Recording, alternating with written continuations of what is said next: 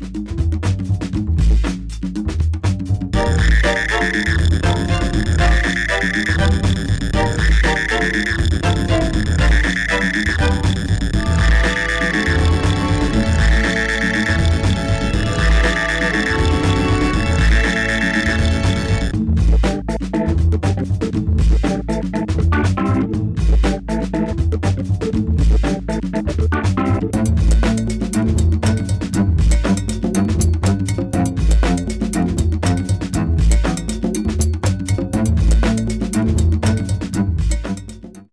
afternoon.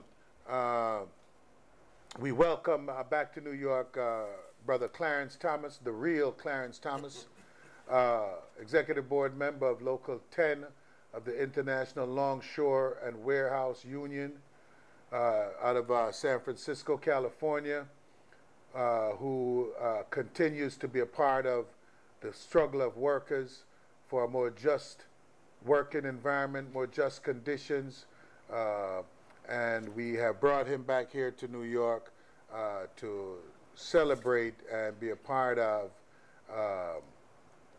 the continuing struggle of the Million Worker March movement, in addition to other forces looking to end the war and have some impact on the aftermath of Katrina and Rita. Welcome, Brother Clarence. Good to see you back in New York again, man. It's good to have you here. It's great to be here. Give us some background a little bit. Maybe just back up a little bit and go back to October 17, 2004 in Washington, D.C., and kind of bring us to where, you know, what has been the progress, if any, and where we need to go from here. Well, the first thing is that the International Longshore and Warehouse Union is a union that is responsible for providing the labor for all of the maritime cargo being loaded and unloaded on the West Coast at 29 ports. And it's also a union that has a long and glorious history in terms of social justice activism as a union. And that has a great deal to do with the fact that our union led a major struggle in 1934 to have all of the dock workers on the West Coast under one collective bargaining agreement, and to have a union hall where we could actually control the dispatching of jobs. And we had members who lost their lives by the police, the National Guard, because at that time the shipping companies saw themselves as being the shock troops of capitalism, and that the movement to have a coast-wide bargaining agreement was looked upon as something that was socialistic.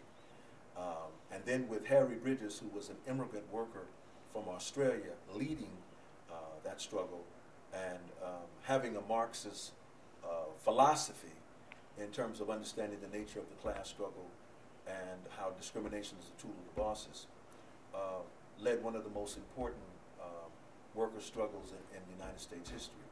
So we were born out of struggle. And through the years, the union has established a reputation for taking action on matters concerning foreign policy, opposing the Korean War, opposing the Vietnam War, taking action against the apartheid government in South Africa, up to closing down the ports on the West Coast to protest WTO, demanding a new trial for Mumia Abu-Jamal. So it's that kind of history.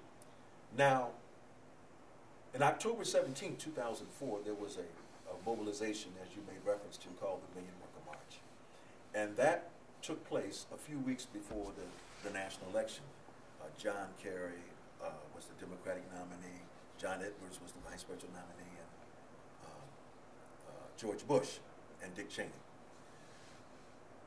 There was a great deal of reluctance on the part of the AFL-CIO to embrace the Million Worker March, because they gave the excuse that this was going to interfere with the organizing in the blue states, to get John Kerry elected. But fundamentally, there was something else that was really behind that. John Kerry had no real program for a workers' agenda. And the Million Worker March was about ending the war in Iraq. It was about calling for universal health care, stopping the dismantling of public education, stopping the privatization of Social Security, demanding amnesty for immigrant workers, undocumented workers, cutting the military budget, housing, and so forth. Quite a wide array of core worker issues. This is the history of the trade union movement.